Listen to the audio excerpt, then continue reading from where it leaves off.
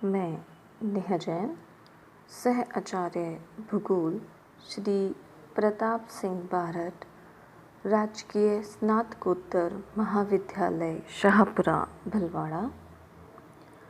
आज का विषय है मानव पर्यावरण संबंधों की अवधारणाएं। भौगोलिक अध्ययन के इतिहास में मानव और पर्यावरण के संबंधों का अध्ययन एक मुख्य पक्ष है।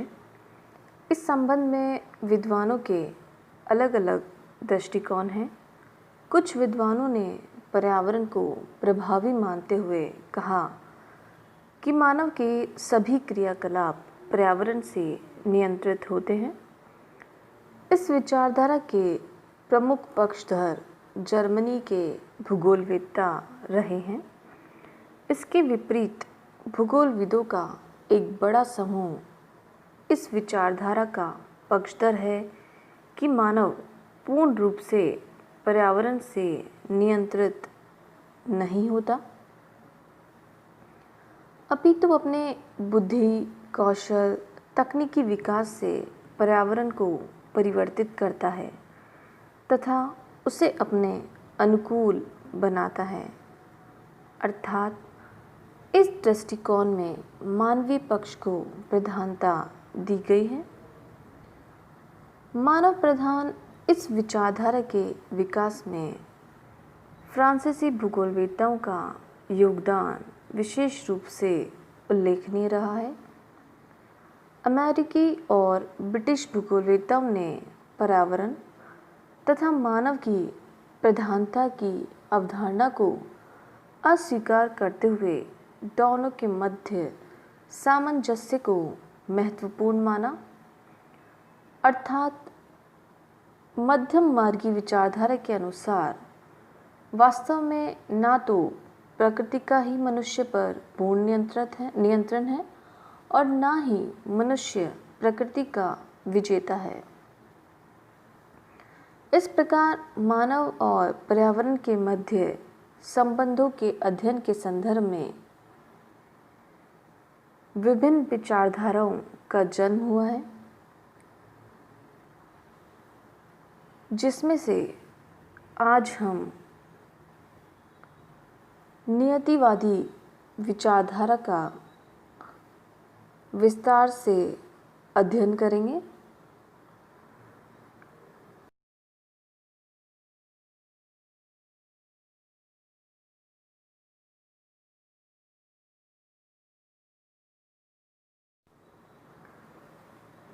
यह अत्यंत प्राचीन संकल्पना है। इसे पर्यावरणीय निश्चयवाद, नियतिवाद, प्रकृतिवाद भी कहते हैं। इस अवधारणा के अनुसार मनुष्य तथा उसके क्रियाकलापों पर भौतिक पर्यावरण का प्रभाव दृष्टिगत होता है। अतः प्रकृति ने मनुष्य को बनाया है। यही इस विचारधारा का प्रमुख आधार है। मानव पर्यावरण संबंधों के इस पर्यावरणीय निश्चयवादी दृष्टिकोण के अनुसार मानव जीवन के सभी पक्षों पर भौतिक पर्यावरण का प्रभाव पड़ता है। यह विचारधारा इस तथ्य पर भी आधारित है कि मानव के समस्त क्रियाकलाप जैसे भोजन, रहन सहन, वस्त्र, आचरण, व्यवहार आदि भौतिक पर्यावरण से नियंत्रित होते हैं। प्रकृति के प्रभाव के कारण ही मनुष्य में जातिगत और सांस्कृतिक विभिन्नताएं पाई जाती हैं। अर्थात प्रकृति सर्वोपरि है, सर्वप्रधान है। प्रकृति की प्रधानता के कारण ही नियतिवादी विचारकों को जियोक्रेट्स कहते हैं। पीटर हैगेट ने इसे परिभाषित करते हुए भी लिखा है कि environmentalism is the view that natural environment plays the major role in determining the behaviour patterns of man on the earth surface. अर्थात पर्यावरणवाद के अनुसार मनुष्य मुख्य रूप से पृथ्वी तल पर मानव के व्यवहार प्रारूप के निर्धारण में प्राकृतिक पर्यावरण की प्रमुख भूमिका होती है। यद्यपि नियतिवादी विचारधारा का विकास 18वीं तथा 19वीं शताब्दी में जर्मनी में हुआ, परंतु सर्वप्रथम मानव और पर्यावरण के संबंधों के अध्ययन का प्रयास यूनान और रोम के विद्वानों द्वारा किया गया, जिसमें हिप्पोक्रेट्स, अरस्तु, हेरोडोटस, स्ट्रैबो आदि के नाम उल्लेखनीय हैं। हिप्पोक्रेट्स ने ईसा से 420 वर्ष पूर्व अपने ग्रंथ एयर वाटर एंड प्लेसेस यानी कि वायु, जल और स्थान में पर्यावरणीय प्रभावों को स्पष्ट करते हुए बताया कि यूरोपीय लोगों के द्वारा एशिया पर किए गए आक्रमण का प्रमुख कारण यूरोप की कठोर और परिवर्तनशील जलवायु है, जिसके प्रभाव से यूरोप के लोग कठिन परिश्रमी होते हैं, जबकि एशिया के लोग आराम पसंद करते हैं। अरस्तु ने अपनी पुस्तक राजनीति में इसी प्रकार का विचार प्रकट करते हुए लिखा है कि यूरोप के ठंडे देशों के निवासी बहादुर होते हैं, परंतु उनमें विचारों और तकनीकी कौशल का विचार प्रकट करते हुए उन्होंने लिखा कि इसका उनमें अभाव होता है। परिणाम स्वरूप अन्य क्षेत्रों की तुलना में वे स्वतंत्र कहे जा सकते हैं। उनमें राजनीतिक संगठन का सर्वथा अभाव रहता है, जिससे कि वे अपने पड़ोसी देशों पर शासन करने में असमर्थ रहते हैं। इसके विपरीत एशियाई लोग चिंतनशील और कुशल होते हैं, लेकिन उनमें साहस और उत्साह की कमी पाई जाती है। यूनान की केंद्रीय स्थिति होने के कारण यहाँ के निवासियों में उपर्युक्त दोनों ही गुण पाए जाते हैं। रोमन भूगोलवेत्ता स्ट्रैबो ने भी विभिन्न क्षेत्रों का तुलनात्मक अध्ययन किया है। उनके अनुसार रोम की संपन्नता का कारण इटली की आकृति, धरातली संरचना, जलवायु तथा क्षेत्रीय संबंध थे, जिससे कि शक्तिशाली रोमन साम्राज्य स्थापित हुआ। अरब भूगोलवेत्ताओं के द्वारा भी मानव पर्यावरण संबंधों का विस्तृत अध्ययन किया गया है। अल मसूदी के अनुसार जल बाहुल्य क्षेत्र, जिसमें उन्होंने सीरिया का उल्लेख किया है, के लोग प्रसन्नचित्त और विनोदी स्वभाव के होते हैं, जबकि शुष्क प्रदेशों के लोगों का स्वभाव चिड़चिड़ा होता है। उन्मुक्त खुले वातावरण में रहने वाले चरवाहे दृढ़ निश्चयी, शक्तिवान, बुद्धिमान और शारीरिक रूप से मजबूत होते हैं। जर्मन भूगोलवेत्ता कांट ने भी मानव पर्यावरण संबंधों का विस्तृत अध्ययन किया है। इन्होंने स्थलाकृति के प्रभाव को दर्शाते हुए बताया कि पहाड़ी प्रदेशों के लोग हंसमुख, योद्धा, स्वतंत्रता प्रिय और देशप्रेमी होते हैं, और जलवायु के प्रभावों का समर्थन करते हुए उन्होंने कहा कि इसका प्रभाव न केवल मानव पर अपितु पशु पक्षी और जीव जंतुओं पर भी पड़ता है। मनुष्य और पशु पक्षी जो दूसरे देशों में प्रवास करने जाते हैं, वे कालांतर में वहाँ के वातावरण से परिवर्तित होते हैं, जैसे कि भूरे रंग की गिलहरियाँ साइबेरिया में आकर बादामी रंग की हो जाती हैं तथा सफ़ेद रंग की गायें भी शीतकाल में मटमैली हो जाती हैं। नियतिवादी विचारधारा को 19वीं शताब्दी में जर्मन विद्वान कार्ल रिटर और वॉन हम्बोल्ट द्वारा विशेष समर्थन प्राप्त हुआ। इन्होंने पर्यावरणीय निश्चयवादी विचारधारा को स्पष्टतः पुष्ट करने का कार्य किया। कार्ल रिटर की मानव केंद्रित विचारधारा से उसका विकास हुआ। कार्ल रीटर ने अपनी पुस्तक अर्थ कुंडे में मानव केंद्रित उद्गम को अपनाते हुए कहा कि प्राकृतिक वातावरण का प्रभाव मानव के शारीरिक संगठन, स्वास्थ्य और प्रकृति पर पड़ता है। उनके अनुसार तुर्की लोगों की आंखें छोटी होने का कारण मरुस्थलीय जलवायु है। रीटर ने अपने ग्रंथ यूरोपा में विभिन्न देशों की ऐतिहासिक भूमिका और प्रकृति के प्रभावों की विवेचना भी की है। उनका मत था कि पृथ्वी तल का अध्ययन मानव को केंद्र मानकर किया जाना चाहिए। मानव के महत्व को स्वीकारते हुए रीटर ने यह उल्लेख किया कि शक्ति और दृढ़ता, चातुर्य और कल्पना शक्ति, सहिष्णुता और बुद्धि, उद्दंडता तथा पृथकत्व, स्वार्थी, हठी, उदासीनता, स्वेच्छाचारिता और दृढ़ अहंकार, स्थिर विवेकता, आदर्श प्रेम, कल्पना रहित विचार अभिव्यक्ति, देश प्रेम तथा अन्य व्यक्तिगत लक्षण डचवासी के गुण और दोष व्यक्त करते हैं। रीटर के शिष्यों ने भौगोलिक दशाओं के प्रभाव को मानव की भौतिक संस्कृति और वहाँ के निवासियों के राजनीतिक भाग्य को बताया। हम्बोल्ट ने अपने प्रसिद्ध ग्रंथ कॉस्मोस में भौतिक वातावरण और मानव क्रियाकलापों के मध्य अंतर संबंधों का विस्तृत वर्णन किया है।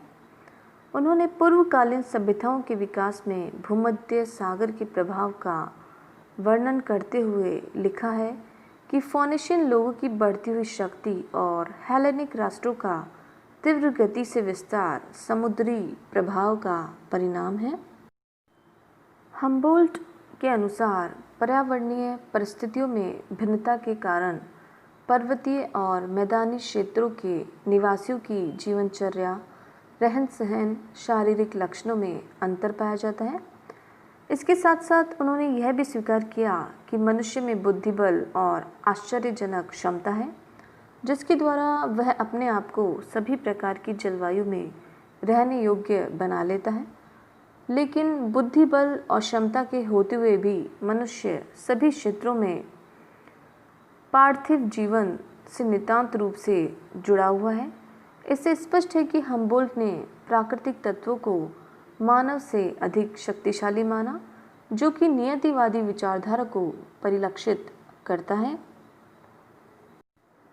डार्विन ने अपने ग्रंथ ओरिजिन ऑफ स्पीशीज यानी कि जीवों की उत्पत्ति में प्राकृतिक वातावरण के महत्व को स्पष्ट करते हुए विकासवादी सिद्धांत का प्रतिपादन किया। इनके अनुसार अन्य जीवों की भांति मानव का विकास भी प्राकृतिक वातावरण के आधार पर होता है और इस क्रिया में प्राकृतिक छांट की क्रिया काम करती है। इस प्रकार डार्विन ने वैज्ञानिक नियतिवाद का सूत्रपात किया। डार्विन के विचारों से प्रभावित होकर जर्मन जैव शास्त्री अर्नेस्ट हैकेल ने पारिस्थितिकी पर विशेष बल दिया। उनके अनुसार सभी जीव अपने वातावरण से अनुकूलन करते हैं। प्राकृतिक शक्तियाँ मानव प्रजातियों को प्रभावित करती है। उनके रंग, रूप, शारीरिक बनावट आदि में प्राकृतिक वातावरण के अनुरूप विशिष्टताएं मिलती हैं। ब्रिटिश समाजशास्त्री बकल ने अपनी पुस्तक इंग्लैंड में सभ्यता का विकास के दोनों खंडों में मानवीय क्रियाकलापों पर वातावरण के प्रभावों का उल्लेख किया है। बकल के अनुसार अफ्रीका और एशिया की सभ्यताओं पर मिट्टी की उर्वरता का प्रभाव सर्वाधिक रहा, जबकि यूरोप की सभ्यता पर जलवायु का प्रभाव अधिक परिलक्षित होता है।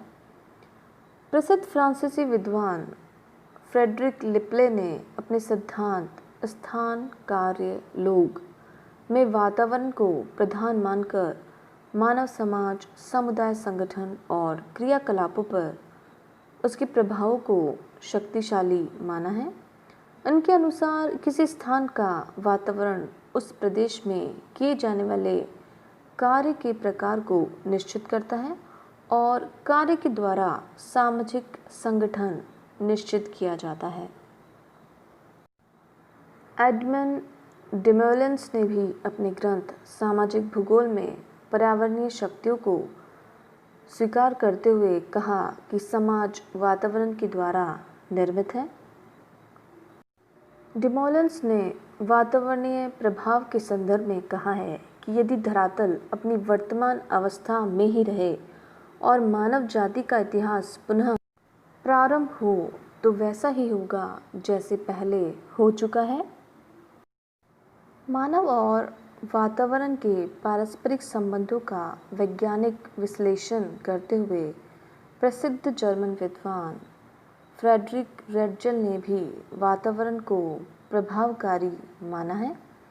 रेटजेल को नियतिवाद का प्रणेता कहा जाता है। फ्रेडरिक रेटजेल ने अपने प्रकाशित प्रसिद्ध ग्रंथ एंथ्रोपोज्योग्राफी के 3 खंडों में स्पष्ट किया है कि विश्व के विभिन्न क्षेत्रों में निवास करने वाले लोगों के आर्थिक, सामाजिक, सांस्कृतिक और औद्योगिक क्रियाकलाप वातावरण की ही देन है। जनसंख्या वितरण में भिन्नता वातावरण के कारण ही है। रेटजेल का मत था कि मानव अपने वातावरण की उपज है तथा प्राकृतिक वातावरण की शक्तियाँ ही मानव जीवन को ढालती हैं। रेटजेल ने यह भी माना कि मानव सर्वोच्च जीव है। वह स्थितियों को अपनी प्रकृति के अनुसार चयन करके प्राकृतिक वातावरण से अपनी क्षमता के अनुसार समायोजन करता है। रेटजेल महोदय की शिष्या और अमेरिकी भूगोलविद कुमारी एलन चर्चिल सैंपल ने नियतिवाद को और अधिक प्रभावी रूप से प्रस्तुत किया।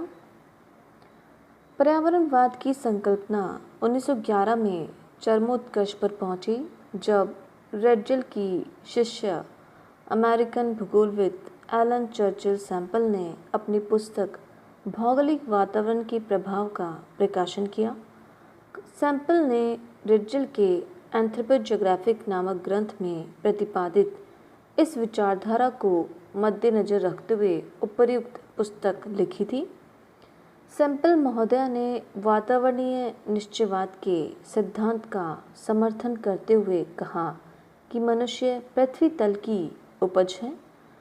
कुमारी सैंपल ने अपने कथन में पूर्ण रूप से मनुष्य पर वातावरण का नियंत्रण और प्रभाव बताते हुए लिखा कि मनुष्य पृथ्वी तल की उपज है।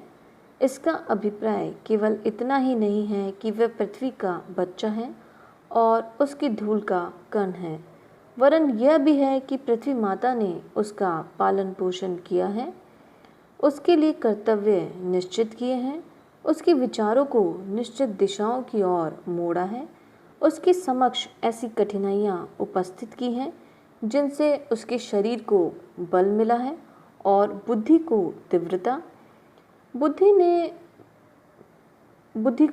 मिली है। पृथ्वी ने उसको नौ संचालन और सिंचाई की समस्याएं भी दी हैं और साथ ही साथ उनका समाधान उसके कान में बताया है। वह उसकी हड्डी और मांस तथा उसके मस्तिष्क और आत्मा में प्रविष्ट हो गई है। सैंपल का मत था कि मानव का शारीरिक गठन, मानसिक स्थिति और सामाजिक क्रियाकलापों पर वातावरण की छाप लगी है। कुमारी सैंपल ने वातावरण के विभिन्न तत्व जैसे भूमि की बनावट, नदी, समुद्र, जलवायु, मिट्टी, खनिज पदार्थ, वनस्पति, जंतु जगत आदि के प्रभावों को मनुष्य के शरीर, उसके जीविकोपार्जन के ढंग, कृषि, उद्योग, परिवहन, व्यापार, सामाजिक संगठन, रीति रिवाज और संस्कृति पर स्पष्ट रूप से उल्लेख किया है। यह काल नियतिवाद का स्वर्णिम काल था। नियतिवाद के समर्थकों में अमेरिकी भूगोलवेत्ता हंटिंगटन का नाम भी प्रमुख है। एल्सवर्थ हंटिंगटन ने अपने ग्रंथ मानव भूगोल के सिद्धांत, सभ्यता और जलवायु, संस्कृति के मुख्य स्रोत आदि में प्राकृतिक वातावरण के मानव पर नियंत्रण को स्पष्ट करते हुए कहा है कि प्राकृतिक शक्तियाँ मानवीय क्रियाकलापों, रहन सहन, सांस्कृतिक तत्वों जैसे कि कला, साहित्य, धर्म, शिक्षा आदि को प्रत्यक्ष रूप से प्रभावित करती है। इन्होंने जलवायु को सर्वाधिक महत्व दिया। इनके अतिरिक्त मैकिंडर, टिशॉल्म, डेविस, बोमेन, सावर, हर्बर्टसन आदि विद्वानों ने भी समाजों के विकास का चयन नियतिवादी दृष्टिकोण से किया है। उपरोक्त वर्णन से स्पष्ट है कि 20वीं शताब्दी के आरंभ तक नियतिवाद का मानव पर्यावरण अध्ययन पर पर्याप्त प्रभाव रहा। वातावरण को शक्तिशाली मानते हुए हम्बोल्ट, फ्रीटर, रेडजेल आदि विद्वानों ने मानव के अस्तित्व को स्वीकारा, अर्थात वातावरण निसंदेह मानव को प्रभावित करता है, परंतु मानव भी वातावरण में परिवर्तन करता है। 20वीं शताब्दी के उत्तरार्ध में नियतिवाद की अवधारणा में शिथिलता आई और मनुष्य को प्रकृति की दासता से ऊपर देखा जाने लगा। कॉल सावर ने आधुनिक नियतिवादी दृष्टिकोण अपनाते हुए मनुष्य और प्रकृति के बीच समायोजन की बात की है। इस प्रकार प्रारंभिक कठोर नियतिवाद धीरे धीरे वैज्ञानिक और तकनीकी विकास के साथ साथ उदार होता गया और मानवीय शक्ति को स्वीकार किया जाने लगा, जिससे संभववादी विचारधारा अस्तित्व में आई।